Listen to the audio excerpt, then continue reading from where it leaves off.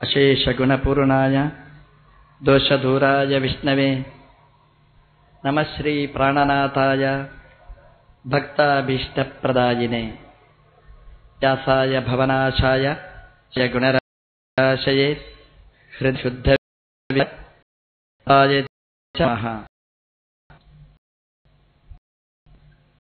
ತಪೋ ವಿದ್ಯಾವಿರಕ್ತ್ಯಾದಿ ಸದ್ಗುಣೌಘಾಕರಾನಹಂ ವಾದಿರಾಜಗುರೂನ್ ವಂದೇ ಹಯಗ್ರೀವ ಪದಾಶ್ರಯಾನ್. ಮುಕೋಪಿ ಯತ್ಪ್ರಸಾದೇನ ಮುಕುಂದಶಯನಾಯತೆ ರಾಜರಾಜಾಯತೆ ರಿಕ್ತಾಃ ರಾಘವೇಂದ್ರಂ ತಮಾಶ್ರಯೇ. ಆಪಾದಮೌಲಿಪರ್ಯಂತಂ ಗುರುಣಾಂ ಆಕೃತಿಂ ಸ್ಮರೇತ್ ತೇನ ವಿಘ್ನಾಃ ಪ್ರಣಶ್ಯಂತಿ ಸಿದ್ಧ್ಯಂತಿ ಚ ಮನೋರಥಾಃ. ಸಮಸ್ತ ಗುರುಭ್ಯೋ ನಮಃ. ಶ್ರೀ ರಾಘವೇಂದ್ರ ಸಾರ್ವಭೌಮರ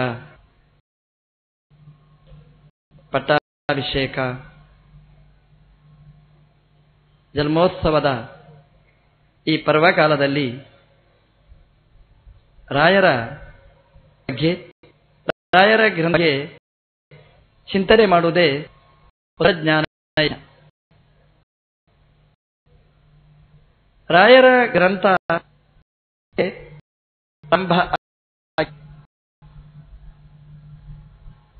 ರಾಯರ ಗ್ರಂಥದಲ್ಲಿ ಹೇಳುವರು ಭಕ್ತ ಅಭೀಷ್ಟ ಪ್ರದಾಯಿನೇ ಅಂತಲೇ ಹೇಳೋದವರು. ಅವ್ರಿಗೆ ಸ್ವಂತ ಏನು ಇಲ್ಲ. ದೊಡ್ಡವರಿಗೂ ಚಿಕ್ಕವರಿಗೂ ಇಷ್ಟೇ ವ್ಯತ್ಯಾಸ. ನಮ್ದು ಎಷ್ಟು ಚಿಕ್ಕತನ ಅಂತಂದ್ರೆ ಎಲ್ಲೇ ಹೋಗ್ಲಿ ನಮ್ಮ ಪ್ರಾರ್ಥನೆಗೆ ಒಂದು ಚೌಕಟ್ಟು ಇರ್ತದೆ, ಒಂದು ಗೋಡೆ ಇರ್ತದೆ. ಏನು ಅಂದ್ರೆ ನನಗೆ, ನಮ್ಮ ಮನೆಯವರಿಗೆ, ನಮ್ಮ ಮಕ್ಕಳಿಗೆ, ನಮ್ಮ ಕುಟುಂಬಕ್ಕೆ ಆಚೆ ಹೋಗಿಯೇ ಅಭ್ಯಾಸನೇ ಇಲ್ಲ ನಮಗೆ. ಒಂದು ಚೌಕಟ್ಟು ಇರ್ತದೆ, ನಮ್ದು ಚೌಕಟ್ಟು ಇರ್ತದೆ ನೋಡಿ. ಗೋಡೆ ಹಾಕಿ ಅದರ ಒಳಗೆ ನಮ್ದು ಏನಿದ್ರೂ ನಮ್ಮ ಮನಸ್ಸಿನ ವ್ಯಾಪ್ತಿ ಇರುವುದು, ಅದರ ಆಚೆ ನಮ್ಮ ಮನಸ್ಸಿನ ವ್ಯಾಪ್ತಿ ಇರುವುದಿಲ್ಲ. ದೊಡ್ಡವರು ಹಾಗಲ್ಲ, ಅವರ ಮನೆಗೆ ಗೋಡೆಗಳು ಇರುವುದಿಲ್ಲ. ರಾಯರ ಮಠ ಅದು ಎಷ್ಟು ಅಂದ್ರೆ ಎಲ್ಲಾ ಕಡೆ ಇದರಿಗೆ ಗೋಡೆ ಅಂತ ಇರುವುದಿಲ್ಲ, ಅದು ಅದರ ಹೊರಗೆ ಇರ್ತದೆ ಅಲ್ವಾ. ರಾಯರ ಸಪ್ತಾಹ ಎಲ್ಲಿ ನಡೀತಾ ಇದೆ? ಮಠದಲ್ಲಿ ಅಲ್ಲ, ಮಠ ಬಯಲಲ್ಲಿ ನಡೀತಾ ಇದೆ. ಯಾಕೆಂದ್ರೆ ರಾಯರ ವ್ಯಾಪ್ತಿ ಸಾಧ್ಯನೇ ಇಲ್ಲ. ಅವರು ದೊಡ್ಡದು, ಅವರ ಮನೋವ್ಯಾಪ್ತಿ ಬಹಳ ಬೃಹತ್ತಾದ್ದು. ಹಾಗಾಗಿ ಅವರದ್ದು ಚಿಂತನೆ ಹೇಗಿರ್ತದೆ ಅಂತಂದ್ರೆ ಭಕ್ತ ಅಭೀಷ್ಟ ಪ್ರದಾಯಿನೇ ಅಂತ. ದೇವರನ್ನು ಹೇಗೆ ಸ್ತೋತ್ರ ಮಾಡ್ತಾರೆ ಅಂತಂದ್ರೆ ಅಭೀಷ್ಟ ಕೊಡುವವ ಅಲ್ಲ. ನಮ್ದೆಲ್ಲ ಹಾಗೆ, ರಾಯರು ಅಂದ್ರೆ ಅಭೀಷ್ಟ ಕೊಡುವವರು ಅಂತ. ರಾಯರದು ಪ್ರಾರ್ಥನೆ ಹಾಗಲ್ಲ. ಅದೇನು ಅಂದ್ರೆ ಭಕ್ತ ಅಭೀಷ್ಟ ಪ್ರದಾಯಿನೇ ಅಂತ, ಭಕ್ತರಿಗೆ ಇಷ್ಟವನ್ನು ಕೊಡುವವ ಅಂತ ದೇವರನ್ನು ಸ್ತೋತ್ರ ಮಾಡುವುದು. ಅಂದ್ರೆ ಯಾರು ಭಗವಂತನ ಭಕ್ತರೋ ಅವರೆಲ್ಲರಿಗೂ ಒಳ್ಳೆದು ಮಾಡುವಂತ ಹರಸುವ ದೊಡ್ಡ ಗುರುಗಳು ಅದು ರಾಘವೇಂದ್ರ ಸ್ವಾಮಿಗಳವರು. ಅವರ ಈ ವ್ಯಾಪ್ತವಾದ ಚಿಂತನೆ, ಉಪಾಸನೆ, ಅದನ್ನು ವಿಶ್ಲೇಷಣೆ ಮಾಡಲಿಕ್ಕೋಸ್ಕರವಾಗಿ ಇಂತಹ ವೈಭವಗಳು ಅಲ್ಲಿ ಪ್ರಾರಂಭ ಆಗುವುದು ಗ್ರಂಥದಿಂದ ಪ್ರಾರಂಭ ಆಗಿದೆ.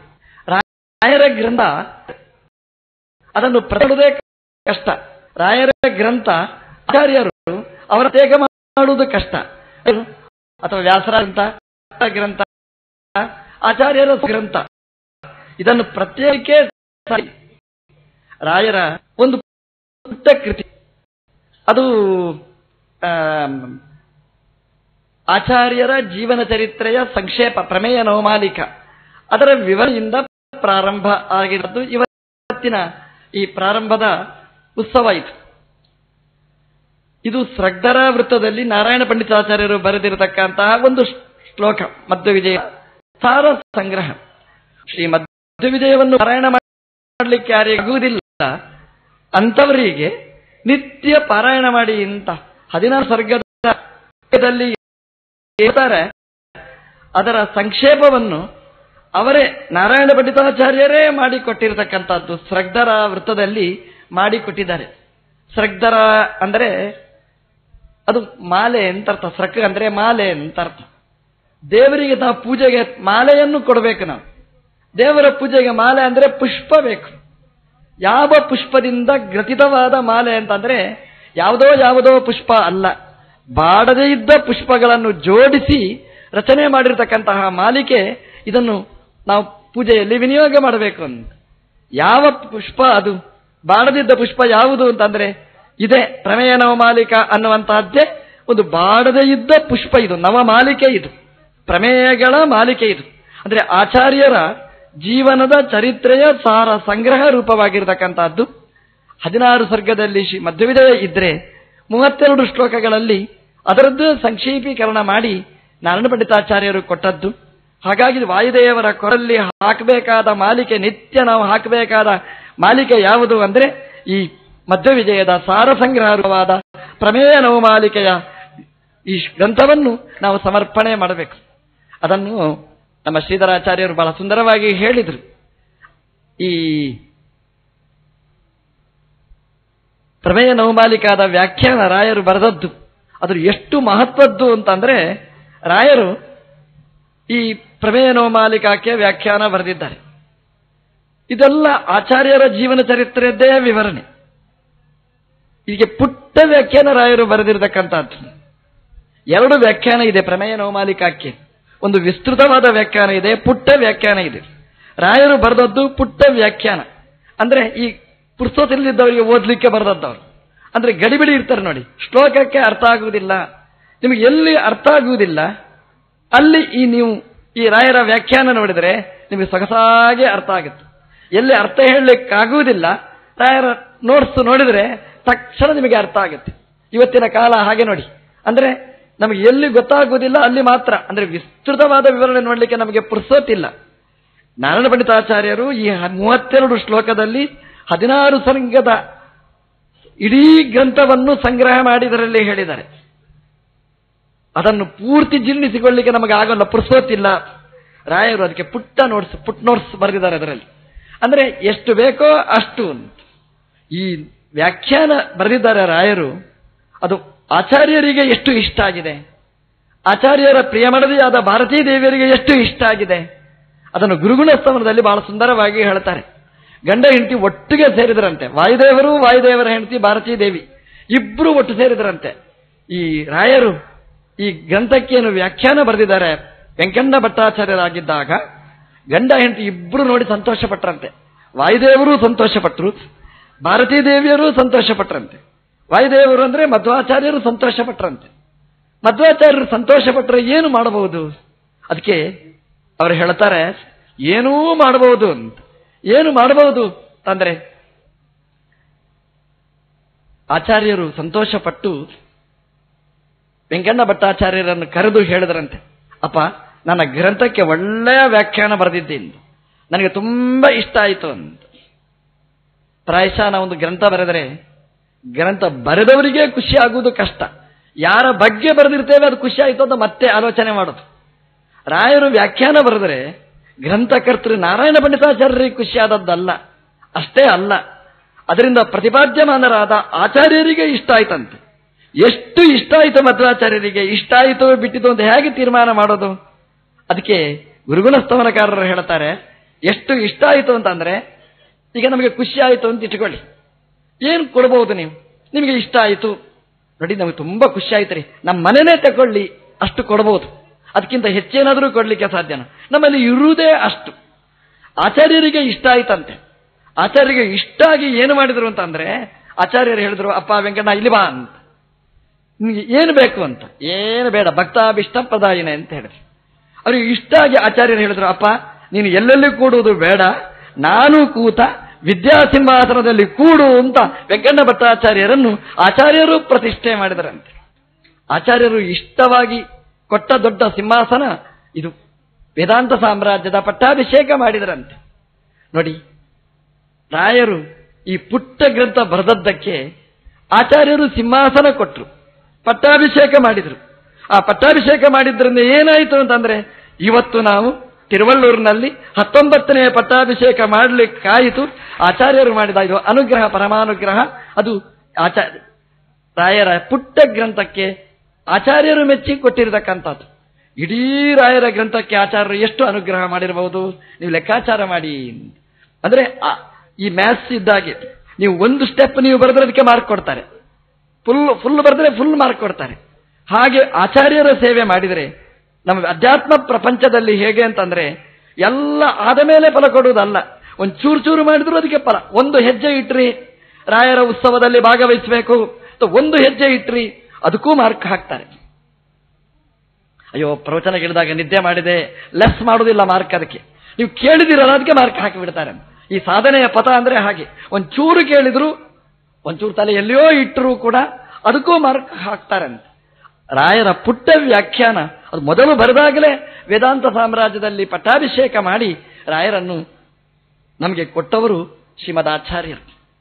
ಭಾರತೀ ದೇವಿಯರು ಆಲೋಚನೆ ಮಾಡಿದರಂತೆ, ಪುಟ್ಟ ವ್ಯಾಖ್ಯಾನ ಅದು ನಮ್ಮ ಯಜಮಾನರಿಗೆ ಅವರ ಅವತಾರಕ್ಕೆ ಮಾಡಿರತಕ್ಕಂತಹ ಸೇವೆ ಅಂತ ತೀರ್ಮಾನ ಮಾಡಿ ಭಾರತೀ ದೇವಿಯರು ಏನು ಕೊಡಬೇಕು ಅಂತ ಆಲೋಚನೆ ಮಾಡಿದರಂತೆ. ಆಲೋಚನೆ ಮಾಡಿ ಮಾಡಿ ಮಾಡಿ ಕೊನೆಗೆ ಹೇಳಿದ್ರು ಏನು ಕೊಟ್ಟರೂ ಕಡಿಮೆ. ಅದಕ್ಕೆ ಏನು ಮಾಡಿದ್ರು? ಸ್ವೇಪದೇ ಅಭ್ಯಸಿಂಚತ್ ಅಂತ ಅವರು ಆಲೋಚನೆ ಮಾಡಿ, ಅಪ್ಪ ನೀನು ಎಲ್ಲೆಲ್ಲಿ ಬೇಡ, ಈ ಸಾರಸ್ವತ ವಾಂಗ್ಮಯದಲ್ಲಿಯೇ ರಾಯರನ್ನು ಪಟ್ಟಾಭಿಷಿಕ್ತರನ್ನಾಗಿ ಭಾರತೀ ದೇವಿ ಮಾಡಿದ್ರಂತೆ. ಭಾರತೀ ದೇವಿ ಎಲ್ಲಿ ಕೂಡಿಸಿದ್ರು ಅಂದರೆ ಸರಸ್ವತೀ ದೇವಿ ಸಾರಸ್ವತ ಪ್ರಪಂಚದಲ್ಲಿ. ಹಾಗಾಗಿ ರಾಯರಿಂದ ಸಾರಸ್ವತ ಪ್ರಪಂಚಕ್ಕೆ ಬೃಹತ್ತಾಗಿರತಕ್ಕಂತಹ ಸೇವೆ ನಡೆದಿದೆ. ಅದರ ಅನುಗ್ರಹ ನಮಗೆ ಸಿಕ್ಕಿದೆ. ಇದು ರಾಯರ ಸೇವೆ, ಅದು ಗುರುಗಳಿಗೆ ಮಾಡಿರತಕ್ಕಂತಹದ್ದು, ಆಚಾರ್ಯರ ಮೂಲಕ ಭಗವಂತನಿಗೆ ಮಾಡಿರತಕ್ಕಂತಹ ಆ ಸೇವೆ. ಅದರಿಂದ ಇಡೀ ಸಜ್ಜನ ವರ್ಗಕ್ಕೆ ರಾಯರು ಕೊಟ್ಟದ್ದು ಅನಲ್ಪವಾದ್ದು, ಅಪೂರ್ವವಾದ್ದು. ಹಾಗಾಗಿ ರಾಯರ ಸೇವೆ ನಾವು ಎಷ್ಟು ಮಾಡಿದರೂ ಕಡಿಮೆ. ಯಾಕೆಂತಂದ್ರೆ ನಾವು ಇವತ್ತು ಇರುವುದು ಇಂತಹ ರಾಯರ ಅನುಗ್ರಹದಿಂದ ಅಂತ ನಾವು ಆಲೋಚನೆ ಮಾಡಿದರೆ ರಾಯರ ವೈಭವೀಕರಣ ಅಲ್ಲ, ಇದು ನಮ್ಮದೇ ಒಂದು ವೈಭವೀಕರಣ ಅಂತ ಚಿಂತನೆ ಮಾಡಿ ಈ ಉತ್ಸವದಲ್ಲಿ ನಾವು ಭಾಗವಹಿಸಬೇಕಾದ್ದು. ಇವತ್ತಿನಿಂದ 8 ದಿನಗಳ ತನಕ ಇಂತಹ ವೈಭವದ ಉತ್ಸವ ನಡೆಯಲಿಕ್ಕಿದೆ. ಸಾಮಾನ್ಯವಾಗಿ ಬೇರೆ ಊರಿನಲ್ಲಿ ಈ ಉತ್ಸವ ನಡೆದಿದೆ, ಅದು ರಾಘವೇಂದ್ರ ಸಪ್ತಾಹನೇ ನಡೆಯುವುದು. ಪ್ರಾಯಶಃ ಈ ಸಲ ನಿಮಗೆ 7 ದಿನ ಅಲ್ಲ, 7ಕ್ಕೆ 1 ಬೋನಸ್, 8 ದಿನಗಳ ಉತ್ಸವ ಈ ನಡೆದಿದೆ ಇಲ್ಲಿ. ಯಾಕೆಂತಂದ್ರೆ ನೀವೆಲ್ಲ ಸರ್ವಮೂಲ ಗ್ರಂಥ ಅಧ್ಯಯನ ಮಾಡಿದವರು. ಅದಕ್ಕೆ ರಾಯರು ಒಂದು ವ್ಯಾಖ್ಯಾನ ಬರೆದದ್ದಕ್ಕೆ ತನ್ನ ಸಿಂಹಾಸನವನ್ನೇ ಕೊಟ್ಟರು. ಹಾಗೆ ನೀವು ಸರ್ವ ಮೂಲ ಗ್ರಂಥ ಅಧ್ಯಯನ ಮಾಡಿ ಬಂದವರು. ಹಾಗಾಗಿ ರಾಯರ ಉತ್ಸವದ 7 ದಿನದ ಜೊತೆಗೆ ಬೋನಸ್ ಆಗಿ ಇನ್ನೊಂದು ದಿನ ಎಕ್ಸ್ಟ್ರಾ ಕೊಟ್ಟು ಇಂತಹ ಚಿಂತನೆ ಮಂಥನೆಗಳು ನಡೆಯಲಿ ಅಂತ ನಮಗೆ ಆಚಾರ್ಯರು ಅನುಗ್ರಹ ಮಾಡಿದ್ದಾರೆ. ರಾಯರು ಬಂದು ಕೂತಿದ್ದಾರೆ. 8 ದಿನಗಳ ತನಕ ನಡೆಯುವ ಈ ಸಾರಸ್ವತ ಜ್ಞಾನ ಯಜ್ಞ, ಈ ಇದರಲ್ಲಿ ನೀವೆಲ್ಲ ಸಕ್ರಿಯವಾಗಿ ಭಾಗವಹಿಸಬೇಕು. ಹೇಗೆ ನಾವು ಒಂದು ಒಳ್ಳೆಯ ಕಾರ್ಯಕ್ರಮಕ್ಕೆ ಹೋದರೆ ನಾವು ಮಾತ್ರ ಹೋಗುವುದಲ್ಲ, ಇದ್ದವರನ್ನೆಲ್ಲ ಹೇಳ್ಕೊಂಡು ಬಂದು ಬನ್ನಿ ಬನ್ನಿ ಬನ್ನಿ ಅಂತ ಹೇಳ್ಕೊಂಡು ಹೋಗ್ತೇವೆ. ಅದೇ ರೀತಿಯಾಗಿ ಈ ಉತ್ಸವದಲ್ಲಿಯೂ ಕೂಡ ನಿಮಗೆ ಸಂಬಂಧಪಟ್ಟವರಿಗೆಲ್ಲ ನೀವು ದೂರವಾಣಿ ಮೂಲಕ ಹೇಳಿ, ಎಂಥ ಒಳ್ಳೆಯ ಕಾರ್ಯಕ್ರಮ ಇತ್ತು ಗೊತ್ತಾ, ಬೋರ್ ಅಂತ ಹೇಳಬೇಡಿ, ಬಹಳ ಚೆನ್ನಾಗಿರ್ತಕ್ಕಂತಹ ಕಾರ್ಯಕ್ರಮ ಇತ್ತು, ನೀವು ಬನ್ನಿ ಅಂತ ಎಲ್ಲರನ್ನೂ ಹೇಳ್ಕೊಂಡು ಬನ್ನಿ. ಅಂದ್ರೆ ಇದರ ಪುಣ್ಯ ಅದು ಎಲ್ರಿಗೂ ಲಭಿಸ್ಲಿ, ಎಲ್ಲರೂ ಈ ಜ್ಞಾನ ಯಜ್ಞದಲ್ಲಿ ಭಾಗವಹಿಸುವ ಹಾಗೆ ಆಗಲಿ ಅಂತ ದೇವರಲ್ಲಿ ಪ್ರಾರ್ಥಿಸ್ತಾ, ಒಳ್ಳೊಳ್ಳೆಯ ಪ್ರವಚನಗಳು ನಡೀಲಿಕ್ಕಿದೆ. ಶ್ರೀಧರಾಚಾರ್ಯ ಅವರ ಪ್ರವಚನ ನೀವು ಕೇಳಿದ್ದೀರಿ. ಅವರ ತಂದೆಯವರ ಸೇವೆ ಭಾರೀ ಸೇವೆ. ರಾಯರ ಗ್ರಂಥಗಳಿಗೆ ರಾಯರ ಸ್ತೋತ್ರ ಇರಬಹುದು, ಅಥವಾ ರಾಯರ ರಾಮಚಾರಿತ್ರ ಮಂಜರಿ, ಕೃಷ್ಣಚಾರಿತ್ರೆ ಮಂಜರಿ ಎಲ್ಲ ಅಪೂರ್ವವಾದ ವ್ಯಾಖ್ಯಾನ ಮಾಡಿದ್ದವರು. ನಮ್ಮ ಗುರುಗಳು ದ್ವೈತದ್ಯಮಣಿ ಮುದ್ರಣೆ ಮಾಡಿದಾಗ ಅದರ ಜವಾಬ್ದಾರಿ ಹೊತ್ತವರು ಅವರ ತಂದೆಯವರು PP ಲಕ್ಷ್ಮೀನಾರಾಯಣ ಉಪಾಧ್ಯಾಯ ಅವರು ಇವತ್ತು ಬಂದಿದ್ದಾರೆ. ಶ್ರೀಧರ ಉಪಾಧ್ಯಾಯ ಅಂದರೆ ಲಕ್ಷ್ಮೀನಾರಾಯಣ ಉಪಾಧ್ಯಾಯರೇ ಈ ಉತ್ಸವದಲ್ಲಿ ಭಾಗವಹಿಸಿದ್ದಾರೆ ಅಂತ ಅದರ ಅರ್ಥ.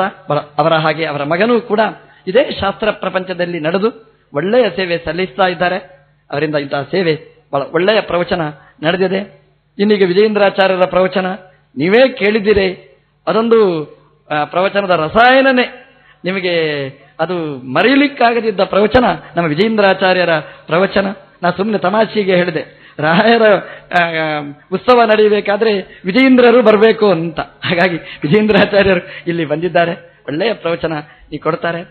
ಎಲ್ಲಾ ಪ್ರವಚನಗಳು ಒಳ್ಳೆಯ ಪ್ರವಚನಗಳೇ, ಅದರಲ್ಲಿ ಒಂದು ಅದು ಹಾಗೆ ಅಂತೇನಿಲ್ಲ. ಆಚಾರ್ಯರ